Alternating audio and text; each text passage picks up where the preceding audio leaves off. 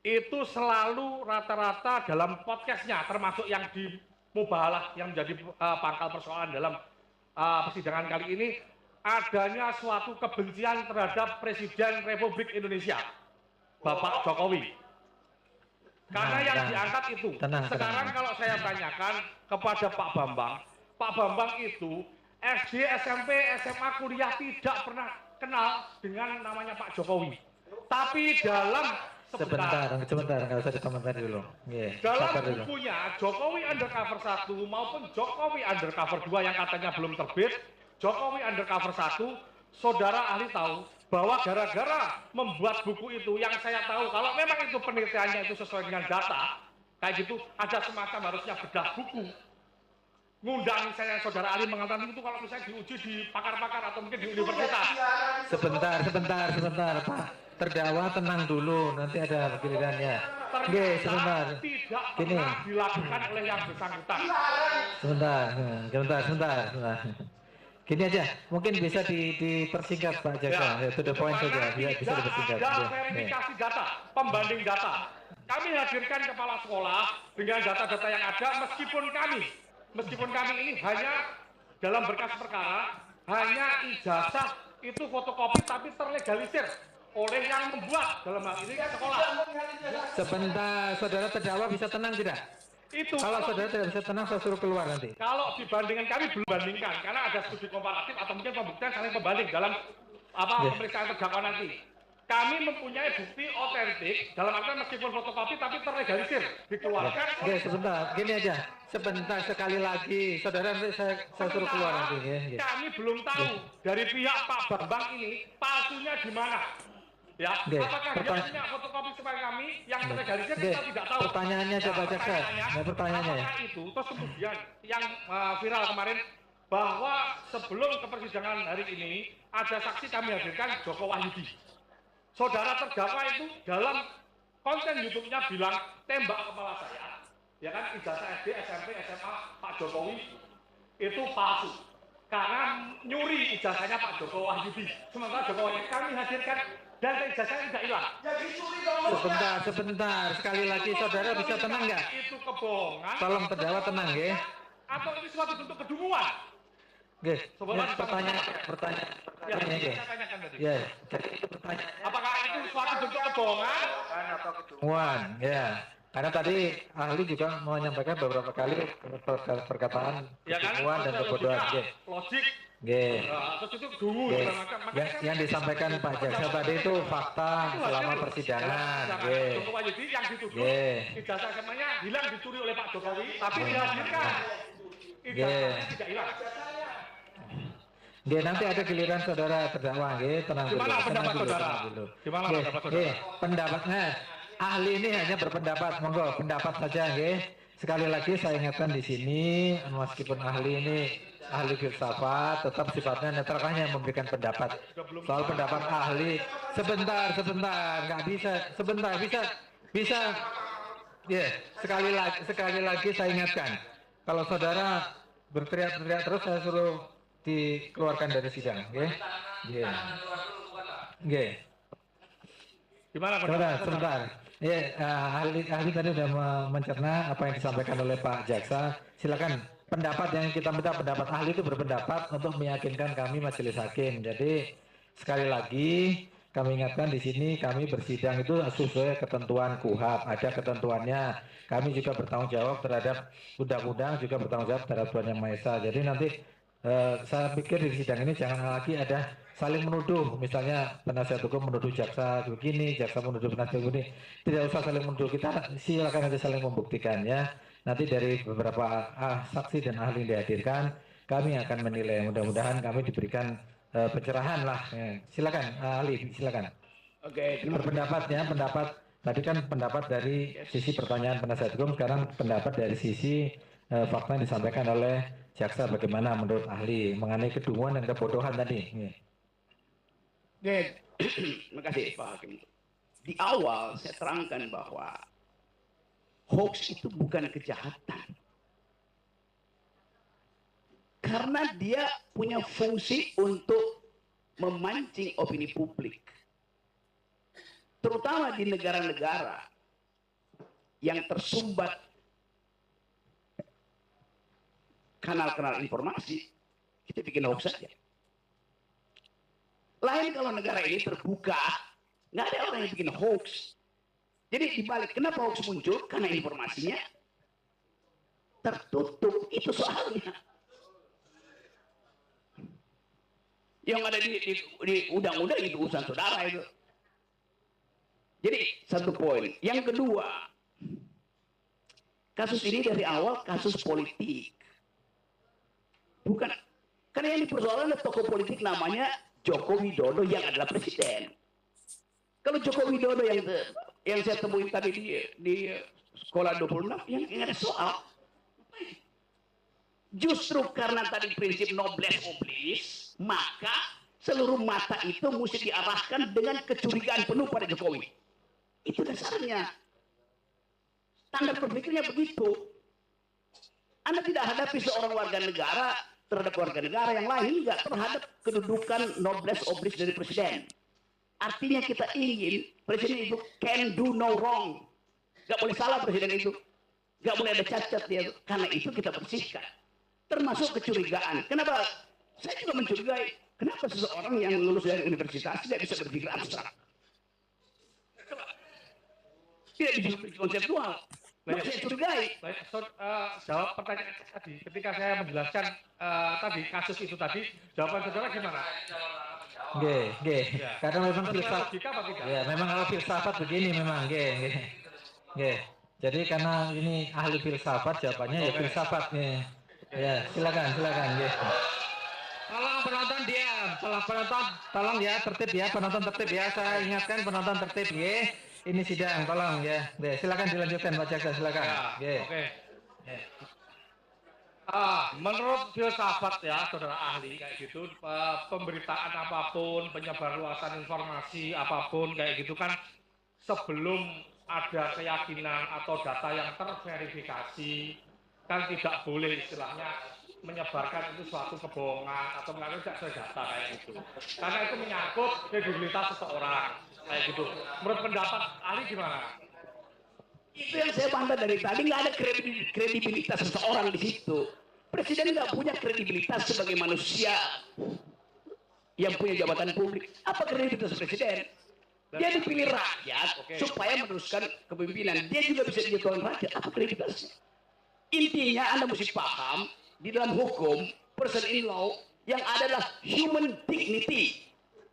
Oke, saya lanjutkan ya, bahwa dari konten podcast mubahalah kedua orang, terus akhirnya yang membawa mereka ke persidangan hari ini, itu menimbulkan pro dan kontra di masyarakat, di medsos, di dunia maya.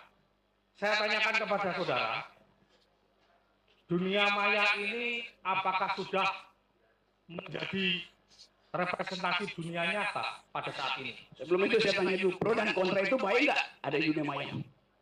Boleh, ada. Baik atau tidak?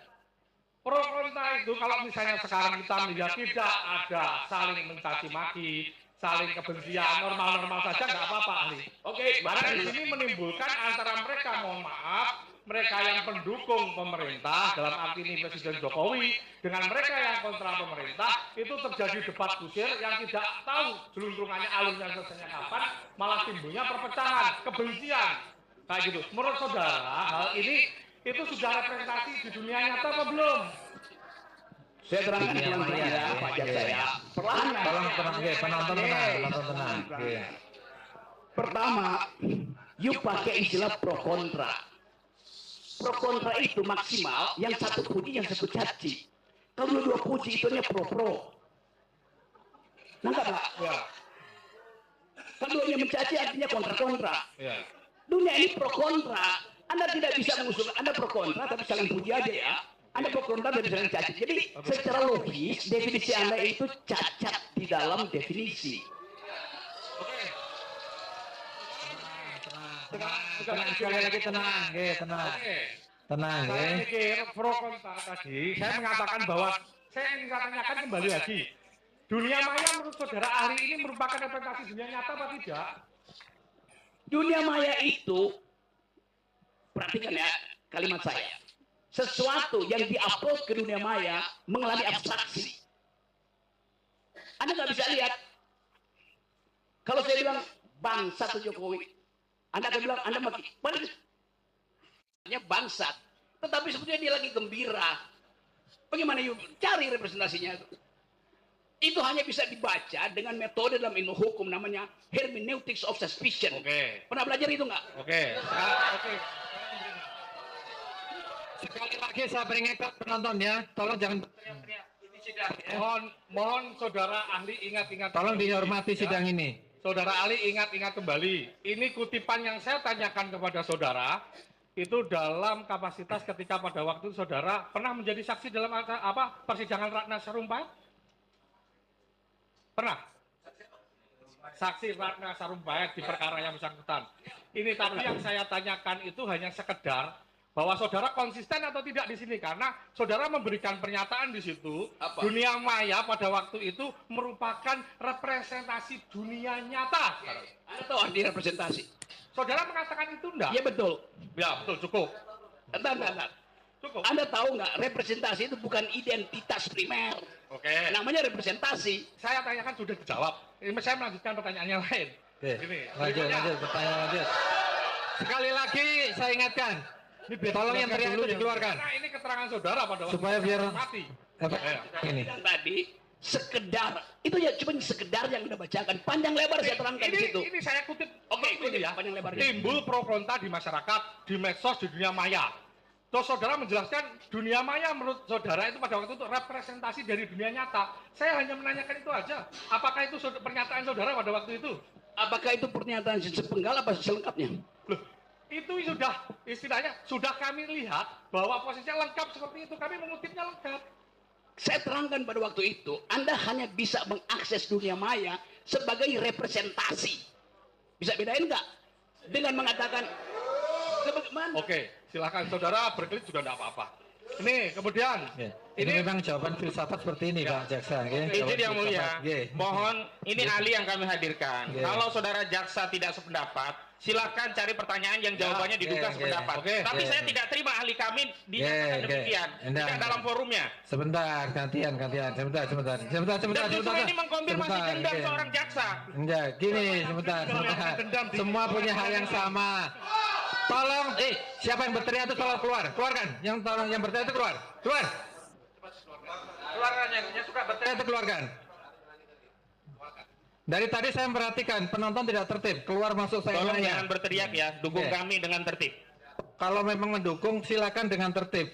Kita lihat sidang-sidang di tempat lain itu bisa tertib, kenapa di sini tidak? Nggih. terus ini dua Nggih. pertanyaan terakhir ahli ya. Oke, silakan Pak Jaksa. Nggih. Dalam konteks kekinian atau masa kini bahwa memaknai keonaran atau onar itu kan tidak dalam artian yang sempit karena dengan majunya teknologi dan perkembangan zaman, ya kan?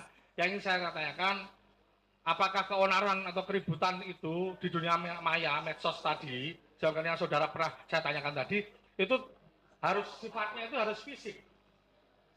Itu pertanyaan saya. Harus fisik atau enggak? Huru-hara, pukul-pukulan, Maya. bakaran kayak gitu, ributan di dunia medsos, maya antara pro kontra, itu apakah bisa memenuhi kualifikasi keonaran atau onar? Itu namanya faulty reasoning, namanya red herring gitu. Bisa di Indonesia kan? Bisa, Anda bisa. Saya ajarin sedikit. Istilah filsafat saja harus diterangkan. Saya ajarin sedikit ya. Nggih.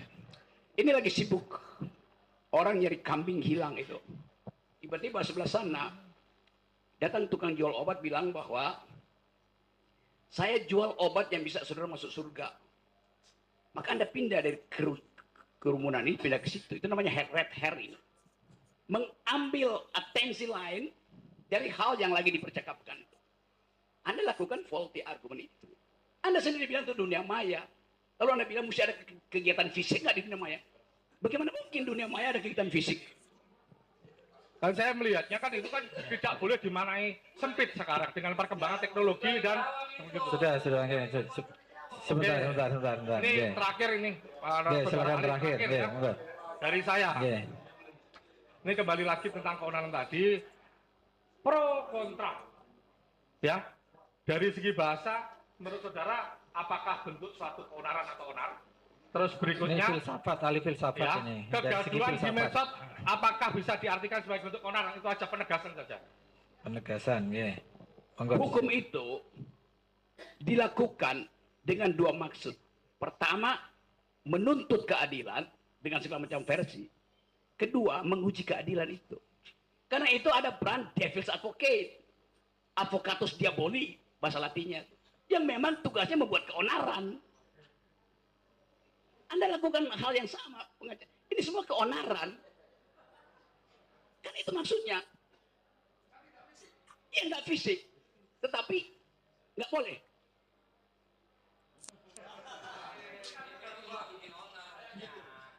Yang Anda maksud keonaran itu kalau menyebabkan akibat material. Di mana ada akibat material orang keonaran di dunia maya tuh. You are playing devil's Saya cukup, advocate. Pak Jaksa. Ada lagi dari yang lain? Ada. Menambahkan? Monggo. Baik, saya menambahkan. Singkat saja. Ya, baik tadi ahli menyinggung sedikit tentang pendapat bahwa ada penjelasan ahli bahwa Presiden Jokowi itu tidak paham Pancasila. Ya. Lalu kalau kita melihat bahwa pengertian dari segala sumber hukum di Indonesia itu Pancasila, apakah ahli sependapat dengan itu? Sumber dari segala sumber hukum adalah Pancasila di Indonesia. Bukan saya sependapat, faktanya memang begitu. Oke, baik. Tapi saya tidak sependapat kalau saya bikin kajian filosofi bahwa Pancasila itu sumber dari segala sumber hukum. Itu yang menyebabkan kalau saya pakai parameter itu seluruh peristiwa reasoning kebijakan Jokowi tidak fit and proper dengan sumber segala sumber hukum itu. Baik, enggak. Saya hanya menanyakan apakah sumber dari segala sumber hukum di Indonesia adalah Pancasila, itu sudah menjadi pedoman. Ya, baik, baik. Artinya bahwa dalam kehidupan bernegara, berbangsa, bermasyarakat, berbangsa dan bernegara, semua warga negara Indonesia harus berdasarkan Pancasila. Oke. Salah satu butir pelaksanaan dari Pancasila adalah salah satunya saling menghormati sesama manusia. Baik. Nah, dihubungkan dengan penjelasan ahli bahwa tadi dikatakan bahwa hoax itu bukan kejahatan, orang saling caci maki di dalam ruang publik sekalipun, di media sekalipun, itu biasa-biasa saja, boleh-boleh saja. Yang saya tanyakan, kalau itu menimbulkan suatu hal yang pada akhirnya tadi saling dendam, saling caci maki, saling bermusuhan, ada pro dan kontra. Bagaimana dengan kehidupan bangsa kita? Bagaimana dengan pendidikan moral bangsa kita? Kita ini yang senior-senior ini kan memberikan edukasi kepada yang junior-junior. Kalau hal ini dibiarkan adanya caci maki, apalagi di ruang publik, bagaimana dengan moral anak-anak cucu kita nanti? Moral anak-anak kita lebih bagus dari moral Anda sebagai senior itu. Saya terangkan ya, saya terangkan. 3 jam lalu, seorang anak SD, umur 14 tahun, wawancara saya di ruang rapat situ. Dia anak SMP, matanya cacat. Dia mendengarkan seluruh podcast saya tentang keadilan. Dan dia bilang begini, saya umur 14 tahun, tapi saya mau protes kenapa negara ini terus-menerus tidak dia pakai bahasa, bukankah negara ini Pancasilais? Kenapa keadilan susah betul diperoleh? Dia tidak berpikir, dia intuisi melihat keadaan. Anak umur 14 tahun. Dia tahu bahwa seluruh kegiatan seminggu ini bertumpu pada peristiwa di Departemen Keuangan. Dia tahu bahwa Pak Jokowi hanya bilang supaya jangan pamer-pamer keuangan, kemewahan. Dia protes. Dia bilang ini bukan soal pameran, ini sistemnya. Anak itu moralnya lebih tinggi dari Anda sebagai senior. Ya, dari mana saudara mengatakan bahwa itu moralnya lebih tinggi dari saya? Cara dia memprotes. Apakah saya memprotes saudara? Anda bertanya seolah-olah moral mereka itu harus Anda didik. Saya menanyakan. Anda bilang tadi, kita senior mesti mendidik anak-anak ini. Loh, dia udah lebih pinter moralnya daripada senior. Saudara ahli tadi mengatakan bahwa tadi saudara seperti mencontohkan pertanyaan teman saya tadi, ada kambing hilang sama orang yang jualan jamu, ya kan? Mengalihkan seperti, mohon maaf Bapak. Sebentar, biar gini Ya. aja to the point aja pertanyaannya tadi udah terserah. Jadi saya hanya bertanya, saudara ahli masih berpendapat bahwa caci saling mencaci, saling memaki, memancing opini publik yang menimbulkan pro kontra di area publik. Ya. Gini ya. Konteksnya karena Sudah informasi berkali-kali tertutup, hoax timbul. Sudah Itu berkali-kali konteksnya. tadi disampaikan ahli. Ya, Oke. oke. Sekarang satu lagi pertanyaan. Oke. Saya tanya ahli, saudara ahli, secara pribadi, saudara percaya nggak dengan informasi yang disampaikan Bambang Tri? Secara pribadi, saudara percaya nggak dengan informasi yang disampaikan oleh Bambang Tri? Saya ingin informasi itu diuji di wilayah akademis. Nggak, saya tanya percaya atau tidak? Tunggu, sebentar, tolong. Oke, nggak bisa, saksi atau ahli tidak bisa dipaksa. Oke, monggo, ahli, monggo mau dijawab boleh, mau tidak jawab boleh. Oke, sebentar, sudah saya rasa cukup, oke? Oke, karena, itu, saya rasa tidak, oke, saya rasa cukup nih. Izin yang mulia, bertanya. Mas ada? Masih yang mulia. To the point aja ya, supaya jangan berbelit-belit nih, supaya to the point aja, Tadi ahli menjelaskan mengenai penerapan perbedaan hate speech antara di Eropa dan Amerika terhadap menghujat seorang wanita. Yang saya tanyakan, hal-hal apa saja yang mempengaruhi hal tersebut? Ya mungkin contohnya tadi hate speech, mungkin penerapan hukuman seperti orang menabrak babi di Papua dengan di Jawa itu kan berbeda, mungkin hukum adatnya. Hal-hal apa saja yang mempengaruhi hal tersebut? Seperti itu.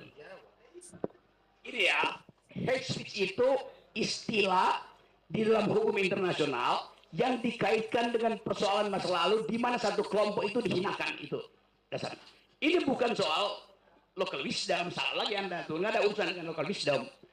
Kenapa begitu? Supaya memproteksi potensi itu berlangsung ke depan itu. Itu intinya tuh. Jadi kalau saya terangkan etimologi, genealogi dari soal-soal itu, saya mau beritahu bahwa sistem berpikir kita dibuat sedemikian rupa sehingga kita lupa bahwa sesuatu itu ada sejarahnya tuh. Termasuk KUHP yang baru itu. Kan kacau isinya kan. Karena nggak ngerti sejarah tentang hate speech itu. Jadi diterima, oh hate speech artinya ujaran kebencian. Oh hate speech itu kata utuh, nggak boleh diterjemahkan. Begitu terjemahkan dia berubah menjadi fungsi untuk kita vote aja siapa yang yakin bahwa itu benar apa salah. Lo itu nalarnya ada di situ.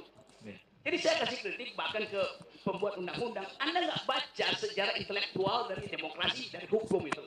Itu pentingnya di Fakultas Hukum diajaran intellectual history, legal philosophy. Itu. Jadi kalau saya layani pertanyaan begini, itu saya cuma bayangkan. Kalian di Fakultas Hukum belajar apa itu? Kalian belajar undang-undang, bukan hukum. Kita semua tahu ya, kalau kita semua belajar filsafat, jadi Pak Jaksa, Pak pengacara juga tahu. Mungkin jawaban yang disampaikan oleh ahli mungkin saja tidak sesuai dengan apa yang kita pikirkan, kan? Karena jawaban filsafat itu memang begitu. Tapi sudah cukup ya, saya rasa untuk Jaksa cukup ya. Mungkin dari majelis ada Satu aja yang ya, satu ada. aja terkait pendapat. Saudara kita mau skor istirahat nih. Ya, saudara ahli ya, satu aja terkait kebebasan berpendapat ya. Tadi ahli menjelaskan memang masyarakat bebas berpendapat, bebas mengutarakan kritik, kritis dan segala macam ya. Menurut ahli, apakah kebebasan berpendapat tersebut, apakah sebebas-bebasnya tanpa ada batasan-batasan, tanpa ada aturan-aturan yang diatur di dalam negara kita selaku negara hukum? Secara normatif tidak boleh ada larangan terhadap kebebasan berpendapat. Tunggu dulu. Secara normatif. Karena prinsipnya adalah hanya mungkin seseorang itu dihargai dignitinya kalau seluruh pendapatnya dia keluarkan. Penghalangan pertama kekuasaan, pengalaman kedua feodalisme, kultur, pengalaman ketiga ketakutan psikologi. Jadi di dalam teori tentang freedom of speech, di bagian penghalang itu yang dihilangkan, bukan kebebasannya yang dimajukan, penghalangnya yang harus disingkirkan. Begitu cara berpikirnya. Kenapa? Karena kebebasan itu tidak diberikan oleh hakim, tidak diberikan oleh presiden, tidak diberikan oleh jaksa. Datangnya dari hukum alam. Yang menghalangi itu hukum sosial. Maka tidak mungkin kita memaksimalkan kebebasan. Itu udah melekat di kita. Yang bisa kita lakukan, kurangi penghalangan itu. Begitu logikanya. Kami hargai pendapat tadi, sebentar ya. Ahli sepakat kita di Indonesia ini adalah negara hukum ya. Nah, bahwa ada suatu aturan hukum lah tertentu tentang pembatasan berpendapat ya. Nah, sebagai ahli filsafat dan saya juga ingin tahu apa dari tujuan dibuatnya pembatasan terkait kebebasan berpendapat berdasarkan pasal 28 huruf C Undang-Undang Dasar. Ini pertanyaan 30 tahun lalu waktu saya masih jadi penasihat Buyung Nasution itu soal begini.